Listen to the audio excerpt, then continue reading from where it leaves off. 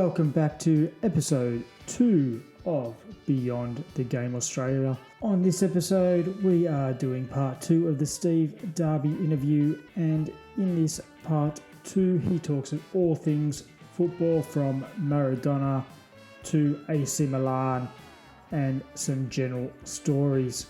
So I hope you enjoy this part 2. Don't forget to hit that subscribe button, hit that like button, and you'll be able to get the audio of the interviews on podcast via wherever you get your podcasts. Thanks for listening. Bye for now.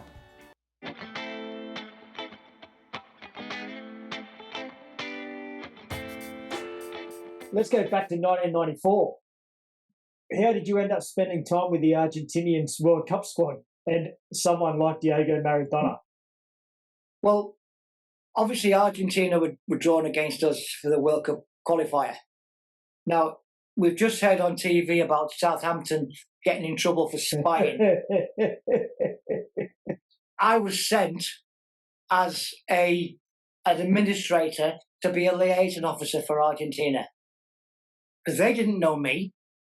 And obviously I had a coaching background. So I got into all their coaching sessions and watched what they were doing and immediately reported it back that night to Eddie Thompson. So that's what was good. I mean, that's the real world. The problem with Southampton is they got caught. It goes on everywhere. Now, where I was lucky was Diego was there. And I have never seen anything like it. Firstly, I always remember one day, I said, "What time are we going down training?" To the administrator. He said, "Oh, when Diego comes down." So, and the players didn't mind. They waited for him. Other players, they all had two to a room. He had a suite. But it didn't matter. And then when he was training, he worked like a beast. He sprinted. He put everything in. The players respected him as I loved him and respected. You had people like Simeone, Redondo. You had Batistuta. Yeah. You had top world players who were in awe of this man, and he could do things. He trained with his shoelaces undone. It sounds stupid, but I couldn't believe it. Every day he never fastened his laces, never fell over. And it was just this aura about him, which made me realise. I think he's the greatest player I've ever seen. And he had something special because the Argentinians, how I know, they like Messi. Yeah. They love Diego. Yeah. That's simple as that. Barcelona likes Messi. And to me, the three greatest players ever have been Argentinians. Diego, Di Stefano, and Messi. Those three. So there must be something in the Argentinian blood that were, because not only are they skillful like Brazilians, but they're hard. Yeah. They're hard men. Even Messi's hard because he gets kicked a lot. He didn't get kicked as much as Diego. Now, I can imagine if Maradona played today with the pitches, the ball, the boots, the referees who actually give fouls away. Yeah. He got battered. He got assaulted. And he got up and kept going. Whereas Messi gets looked after. That's why I'm always drawn. I don't think Messi's a bad player. I hate that argument where who's good, who's bad. Yeah. They're great players. That's why I think the greatest was Maradona, because he played in an environment where it was dangerous, and he just got on with it. Yeah, well, you got kicked, didn't you? It was back in '86 when you got kicked, you got kicked. Oh, yeah. And I mean, at the time as well, AC Milan came to Australia, and I did similar there. I went to work with Milan and like liaison for them. They were different. They were there for a friendly. Yeah. They trained hard, but they weren't like the Argentinians were playing for keeps. Yeah. They were ruthless. Yeah. And they wanted everything done differently. But I watched Baresi. I couldn't believe how did he keep on winning the ball. And I ended up watching him, and I realised he would let the opponent would have the ball, and he would nod his head, and that would make the opponent move the ball with his foot, and then he'd pinch it. Yeah, and right. I'm thinking, that's the tiny detail that I couldn't see. And I thought, I couldn't see that until I watched this man. And then they were great. They said, look, if you want to come to Milan for a couple of weeks, they weren't going to pay for me, but you can come along and you're welcome to come into Milanello, see the players train. Woof, what? So at that time, I went across to Milan. I spent a couple of weeks in Milanello, and Capello was the coach, and what an excellent coach. But again, you talk about being a pro. First out every training session, Baresi. He led the way in every single thing. No cheating, no laziness. If there was someone at the back messing around, he hammered them. And training was just like a machine. I mean, this was like middle 90s, and I didn't realise the detail again. They had two pitches. They had one pitch which was the same size as San Siro. When they played home, they trained in that pitch. The other pitch, they would change the dimensions to what the away team pitch was like. And it might only be 1 metre, but that was the level. And they wanted a hill, so they built a hill in the training ground. But you go into Milanello, and they had beds there for players to sleep.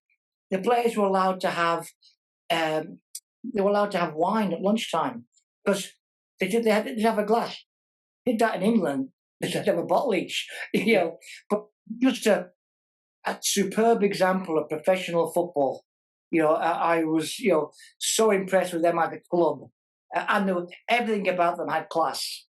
So that back four of the 90s, they had Baresi, Maldini, Costa Curta, and Tassetti. Was that with Tassetti? Either Tassetti or Baresi. Yeah. That back four. They played shadow play, and what they did was the goalkeeper would give the ball to Baresi, wouldn't give it to Costa Curta. Yeah. And it would go from Baresi, they were playing, say, a 4-3-3, it would go out wide to Donadoni. Yeah. Donadoni would then run inside with the ball. And when he ran inside, Maldini took off. And when he took off, Donadoni would either twist and knock it out to Maldini, and he'd whip it into the two strikers. It was Papan at the time, and they would do that time, and they'd do it on the right-hand side. They'd knock the ball to Ancelotti or Colombo, and Panucci would go up. But they did it time and time and time again. But everything went through Baresi. And when they defended, if Baresi said go forward, you went forward. If he dropped, you dropped. To me, Baresi's the best footballer I've seen. I don't count Maradona as a footballer. I count him as something beyond football. Yeah, but Baresi to me was the ultimate pro. How a real football can be. With that AC Milan, I've heard other podcasters and that talk about their training with that back four, and they used to do 4 on, you do 4 on 4 or whatever. They used to do 4 on 11, and 11, and they used to the 11 never score. They used to win. Yeah, I tried that later. It didn't work. Well. Yeah. There's a few things. I mean, I copied. I'll be honest. Like most coaches, I copy what I think are good ideas. Yeah, and we certainly, I got a lot of good ideas from Milan. Goalkeeping was different. I worked with the goalkeeper, say, at Olympic, which was, you had Tony Franken, Clint Gosling, Gibbo, Gary Meyer. And we worked on catching the ball. Yeah. Now, when I went there, Rossi was in goal for Milan. He never caught the ball. He almost palmed or punched every shot away. And I asked the goalkeeper coach, why'd you do that? He said, well, if he tries to catch it and drops it, it's a goal, because someone would follow. He has to knock the ball away, so there's no chance. And I hadn't thought of it that way before. I still thought of catch the ball and don't drop. I mean, obviously, so it was different. I can't say I agree with that one, but I thought that's a different way of doing things, And they talk about, Guardiola doing rondos. They were doing, they called it keep ball in those days. Yeah. They would have 5 against 2, but But the two would only have to work for 15 seconds because they had to work like beasts. Yeah. And they would be flying around, and the players are pinging it, and it was ping it and jump because these players were sliding in. But so it was a different way of doing it. It wasn't like in Australia we'd use keep ball as a warm up. They weren't. That was a training method. So it taught me an awful lot about professionalism. Asia become a massive chapter of your life and career. What was it about Asian football that kept drawing you back over there? Money. Fair enough. Yeah. I've been sacked by Sydney Olympic, which I'm in a big club. Got sacked. That's the reality. Got a phone call from Ron Smith, who was working in Johor. He said, look, there's two Johor teams. The other Johor team could be going down, relegated. They want someone to try and save relegation. You've got 6 games, a 6-week contract. Do you fancy coming over? Yeah, why not? I've never been to Malaysia. I'll go anywhere. Went across. Again, luck comes into the game. They didn't tell me, not only were they going down for the game, they were still in the Malaysian FA Cup. But they hadn't mentioned that because they thought they had no chance. We won the first round. And then we kept on winning. And then we won all our league games while I was there. And we stayed up. But we kept on winning. And in the end, we won the FA Cup. No second division team, with a second division team, had ever won the FA Cup. I had 2 fantastic Australian pros. Darren's magnificent leader, played for Newcastle. Ilan Blagojevic, quality midfield player. And those 2, and I, again, a core of good Malaysian players who actually all came from Johor, which is unusual nowadays. They all came from the same state, but they, it just clicked. Good set of lads, good leaders. Look, in the first game, we could have got beat 1-0. We ended up winning 1-0, and I ended up staying 3 years. But what it taught me was you need to know the culture. Of it. And I learned. I had a manager. They have a manager over there who can be. Sometimes they think they're like Alex Ferguson. I was lucky. Mine was intelligent, very intelligent man, Ahmed Mohammed, who he was like an administrator, but he also was very, very good with the players' contracts, with the players' welfare. And he'd say to me once, he said, Steve, you've got to learn. Be like bamboo. And there's not much bamboo in Anfield. So I said, what do you mean? No, he said, you've got to learn to bend a little bit sometimes. Not break, bend. Sometimes you've got to learn to pick your battle. It was like the ASF, the Constantine. You've got to learn to know what battles to win. Because if you win it, it's great. Some you're not going to win. And I learned that later. I always tried to get local knowledge. I had 7 years in Malaysia at different periods. I had a lady, very, very intelligent lady called Mazita. She would give me cultural lessons, almost life lessons about how to handle Malays. He taught me about Islam, what to do, what not to do, because it's important to understand that. She taught me about how the family is more important in Malaysia than it would be in England or Australia. But that applied everywhere I went. Learn the culture, get local knowledge, listen to people, don't be colonial. You're going to make mistakes. I made a big mistake in Thailand. Well, I say it was a mistake. In Thailand, culture is something called losing face. You don't embarrass somebody, no matter what. Now, I had a journalist come into my dressing room at half-time smoking. A, he shouldn't have been in the dressing room. B, he shouldn't be certainly not been smoking. So I told him to go away.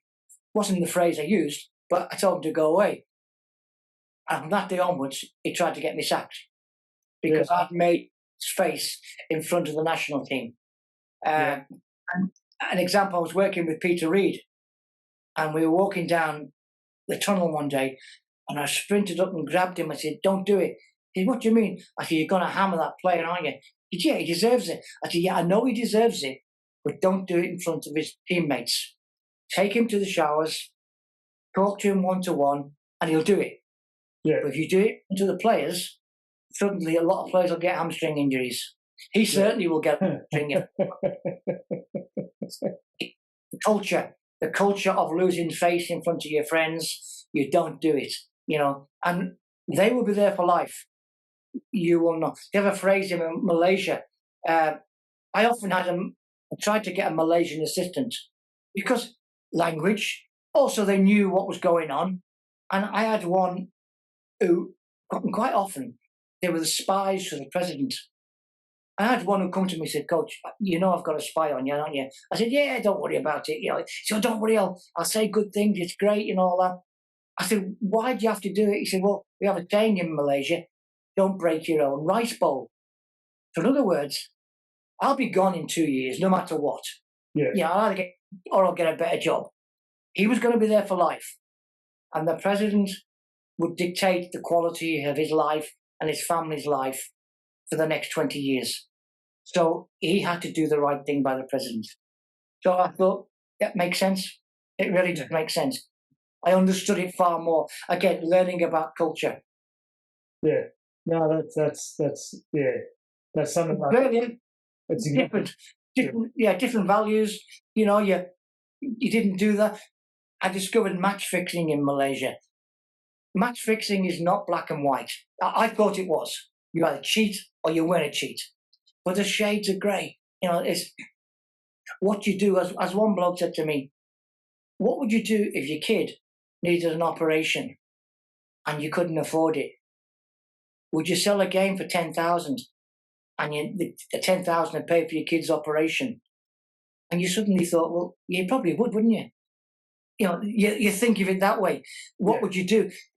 What would you do if someone, a player, when I had a player played for me, I said, "What goes on?" He said, "Well, it's simple, coach. They ring you up. They know you haven't been paid. They know how much wages you're on. Say you're on $1,000 a month. You haven't been paid for 3 months, which often happens in Asia. They offer you 6 months' wages. And you say, no, you still say, no, I don't want to do it. It's wrong. Does your sister still go to that school?" Yeah, right. And they don't say anything, but you know what they mean. Yeah. And the thing is, what they do is, okay, you do what they ask you to do, and they pay you. They do pay you in full on time. Yeah. But next time, they don't pay you in full. Because what can you do? Yeah. You can't report it. Yeah. And I said stupidly, in my naivety, I said, "Well, why don't you go to the police? You never stop laughing for 2 hours." He said, "You don't think a cut of that goes to the main policeman in the city?" He said, "That's how it works here, coach. It's a different system." That is the culture again. The police were bent. I first come across it was, we were walking off a pitch at half time, and one of the foreigners from a team came up, walked past me and said, "You're going to win 2-0. It was 0-0. I said, "How do you know?" He said, "I speak Malay. They don't realise how much I understand." We won 2-0. We scored in the 84th and the 89th minute. Now, they were never going to score. Obviously, they decided. But it had to be a 2-goal spread. So the 89th minute meant we couldn't get a third. Do you think football has become too commercialised? No, not really, because I don't mind what anybody gets paid. Yeah. Because I hear people say, "Oh, it's terrible that Salah gets 450,000 a week." Yeah. Would you take it? Of course you would. Everyone would take it. So that's the real world. It goes on. What I don't like seeing is when people like Infantino goes and extends drinks breaks in the World Cup so they can have adverts. Nothing to do with hydration. It's so the Yanks can put in more adverts. Yeah. Increase in the World Cup so he gets more votes that keeps his job. I mean, and don't start me about FIFA, because I knew quite a few when I was working with national teams in Thailand and Laos. I got to know people who worked at FIFA at that level. There is a corruption of a whole different level. You look at the masters there, different class. how to manipulate votes is incredible. Well, we went to the World Cup and got one vote. Well, And naivety.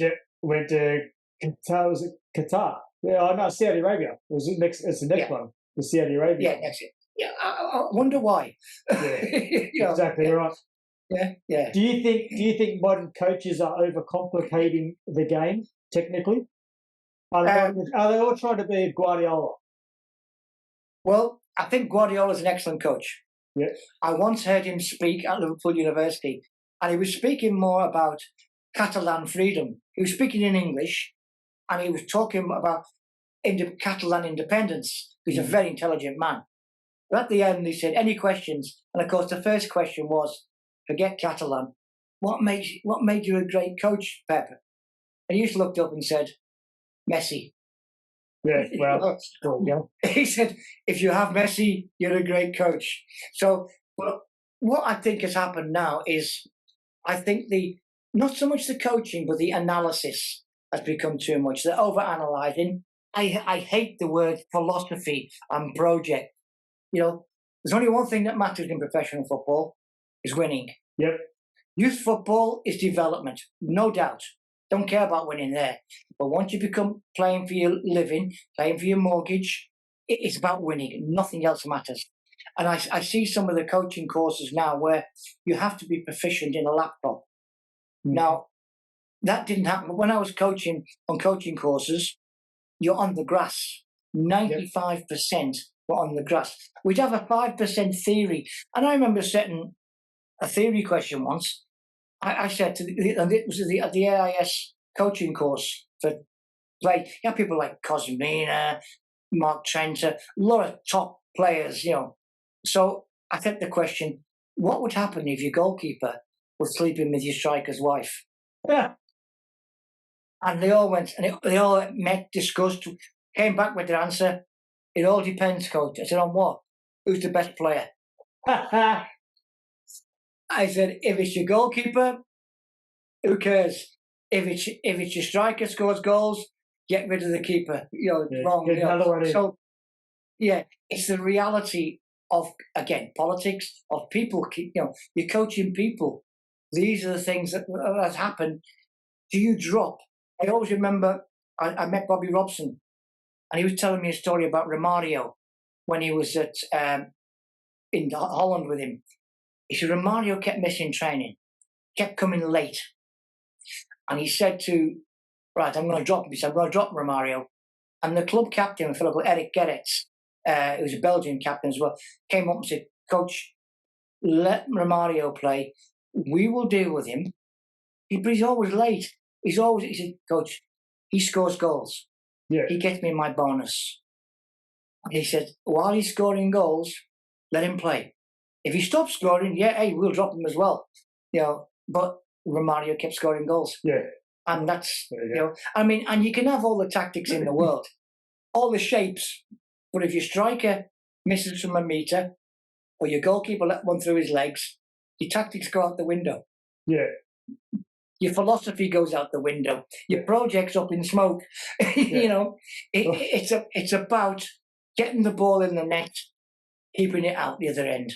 And if you can work on that, there are obviously a few bits other things you can work on, but certainly I think there's too much analysis at the moment of the game and not enough on the coach, not enough coaching what you see, coaching on the grass.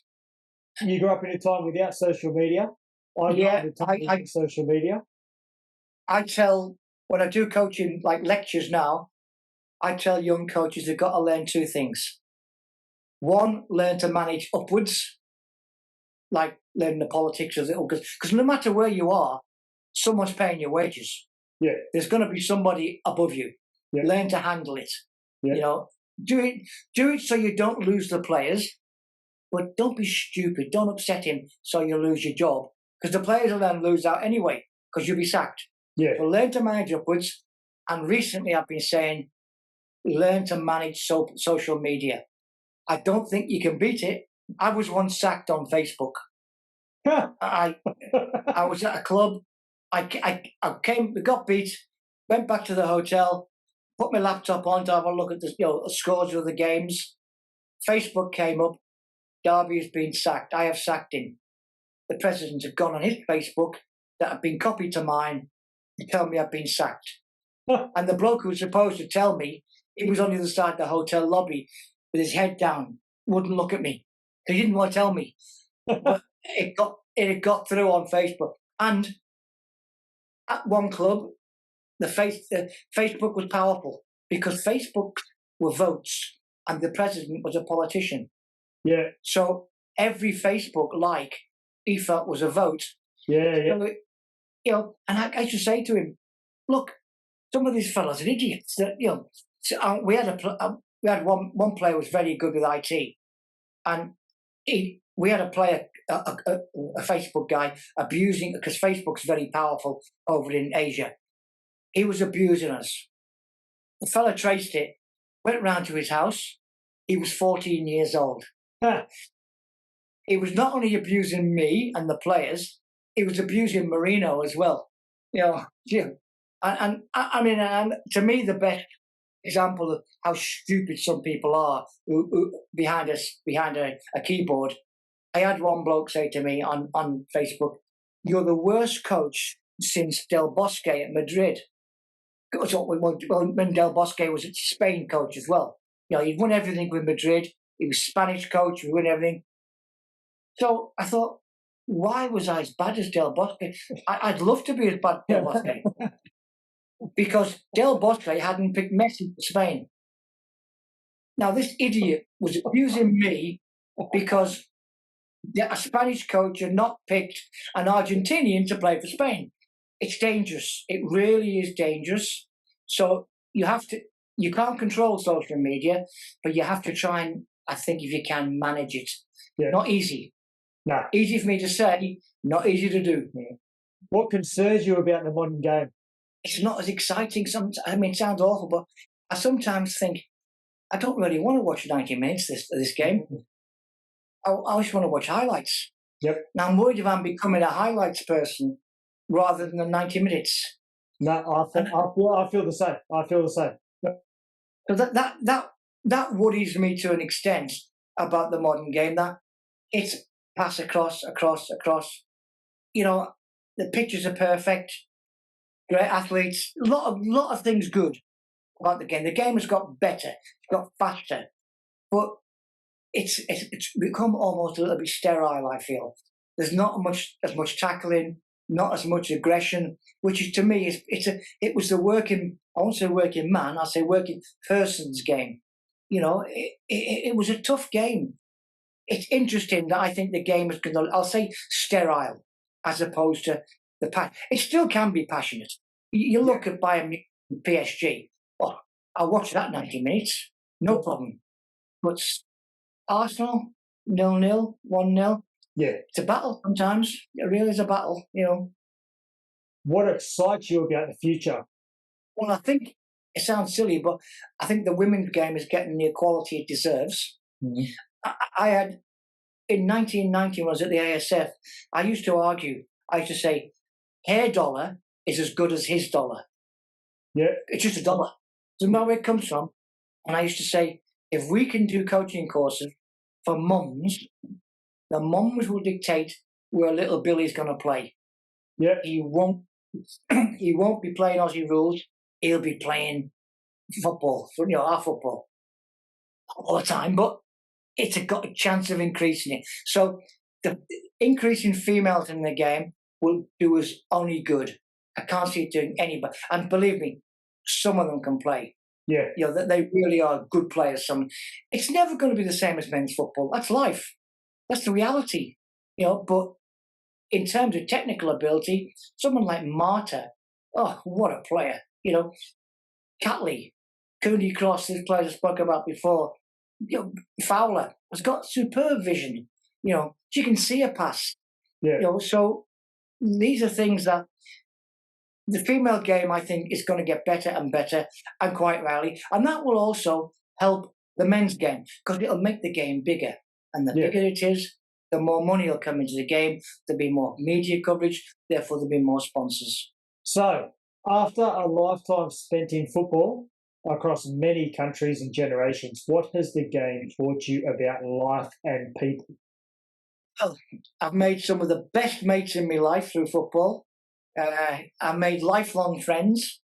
And you talk about social media, that the social media has allowed me to keep in contact with mates from a couple of thousand miles away. Yeah. So that has got a good side. I've learned that nothing is going to surprise you. And you realise football is fascinating. I coached Laos in a World Cup qualifier against Korea. Yeah. Now, the Korean team had 3 EPL players, 5 from the Bundesliga and 3 from the K-League. One of the ones from the EPL was Son Heung-min, one player. Now, we held out, I want to say held out, for about 60 minutes. And then it's like someone just took the petrol tank out. And we had nothing left because we held out to 3-0. 3-0 would have been delighted. We ended up losing 8. Son Heung-min scored 3 and I think made 4 more. And I said to my midfield player, kick him on the halfway line. Because if you didn't kick him, he mightn't fancy it because he had a Premier League game at the weekend and he wouldn't fancy lose going back there injured. I said, it's only against Laos, he might go off. One, we couldn't get near him. Absolutely couldn't get near him to kick him. And he didn't go off at all. And he stayed on till the end, And it was, and at the end of the game, he come up, took his shirt off, gave it to the lad, tried to kick him, spoke to me and said, I knew what he was trying to do, coach. He said, but I'm sorry, I had to stay on. A really nice lad. We came the return leg in Laos, and I said to the Korean coach, it was Uli Stielike, played for Madrid, and Germany and things like that. I said, come on, can you put your reserves out today? Give us a chance. And this is the reality of football. He said, no, I can't. I've got to put the best 11 out. Because if we don't win heavily against you, I will be sacked. Yeah, right. And I'm thinking, now we won that game only 5-0 and I got beat 5-0. We were lucky to get 0. Because I do remember in the first game, my striker was the Laos national 100 metres champion. He was like lightning. And I played him up front. We had our system, our tactics were 10-1. And it wasn't the case of anything. We had no choice. Yeah. we couldn't get out of our half. And then once we got out, we wellied it up as far as we could away from our goal. And our lad set off. I thought, well, we've got a chance here. And they kept one man back. And he not only out-sprinted our striker, threw him a dummy, swerved him out the way, and then passed it away. And I'm thinking, that's it. It's just a different planet. And one of my lads was quite intelligent in the Lao team, and he worked out that the total wages of our team for the year, not so each player, so 11 players, times the salary for a year, was equal to 1 week of Son Heung-min. Yeah, right. And that's what you're looking at. So me right back, who was marking one of the players, he used to get up at 5 a.m, go to the Thai border, bring the vegetables back, sell the vegetables at the market, go back to bed for a few hours, come training. In the return leg for the World Cup qualifier, I had to write to the Ministry of Sport to get my captain off work at 12 o'clock on match day. He couldn't come in camp. He had to stay at work. Yeah. Because he was at home. So that's a difference between the elite, the Koreans, and Laos. Now, what's happening now in Asia is that the smaller nations, to be fair, through FIFA money, you've got to be honest, FIFA's giving these nations money. Laos is spending it well. They're building pitches, training gymnasiums, training grounds. They are getting better. They're never going to beat Japan and Korea because the problem is what they're doing is they're closing the gap, and that's all that Asia can do is close the gap. And if you do that, hey, you've got to, it might be 6-0 rather than 8-0, and eventually one might be 2-all. Things like this. So, and people like Vietnam, I hear Aussies saying, "Oh, we got, our youth team got beat by Vietnam." That's no shock. Vietnam's got 85 million people. Yeah. Indonesia got 130 million people. Yeah. You know, and there's nothing else. There's no Aussie rules, no rugby league. It's football, nothing else. They're ploughing money into good coaching, into lifestyle programs. So their young players are getting better and better. And they will be a match for the Australian players. And they are a match, you know. The Aussie girls are getting away with it because I think the physical aspects of the Aussie females are just good athletes. But eventually that'll happen as well. The Asian females. What was the hardest moment of your career? Telling someone he hasn't got a contract.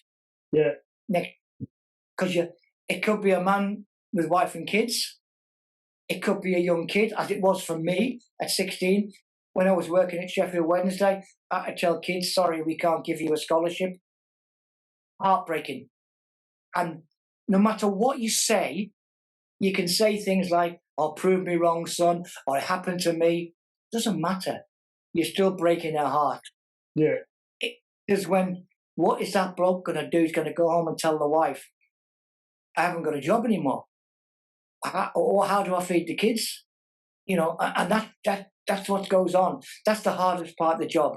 Losing doesn't bother me because you're going to lose you're not going to win every game.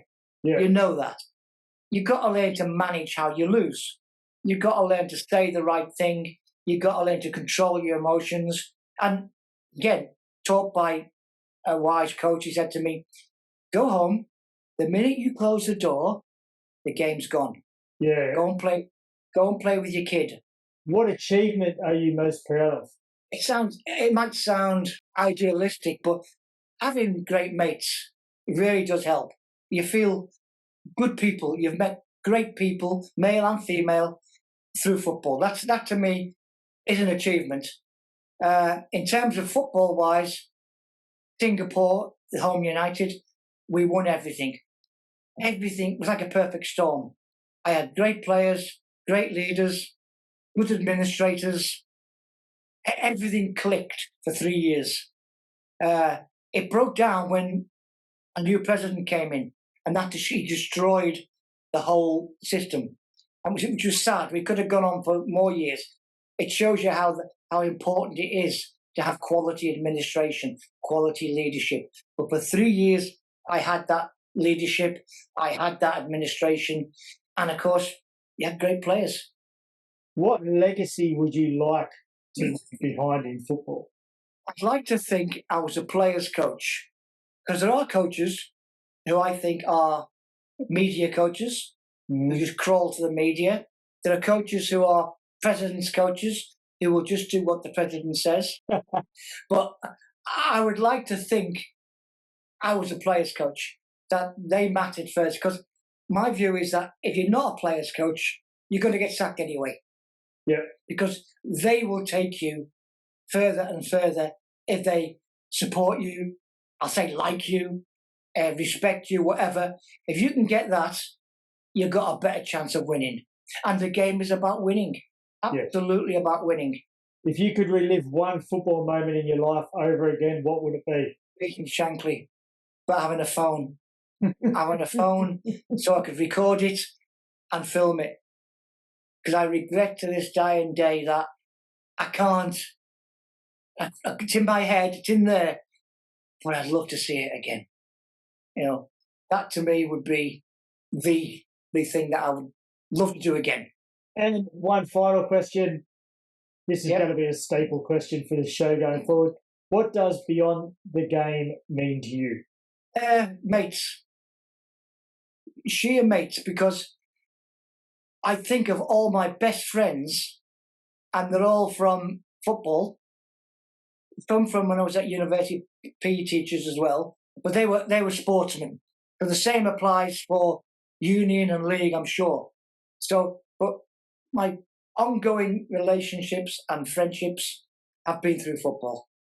Steve, thank you very much for joining us on Beyond the Game Australia. Your journey through football is honestly one of the most fascinating stories in the game, from Liverpool to Australia to Asia, the Middle East and beyond. To hear the experiences, the stories and the lessons from such a unique life has been incredible, and I really appreciate you taking the time to share it with us. I think a lot of people watching will not only learn a huge amount about football history, but also gain a real understanding of how global the game truly is. So, Steve, thank you once again for joining us here on Beyond the Game Australia. And to everybody watching, thank you for tuning in. If you enjoyed this conversation, make sure to subscribe to the channel for more interviews, documentaries, and stories from across the world of sport.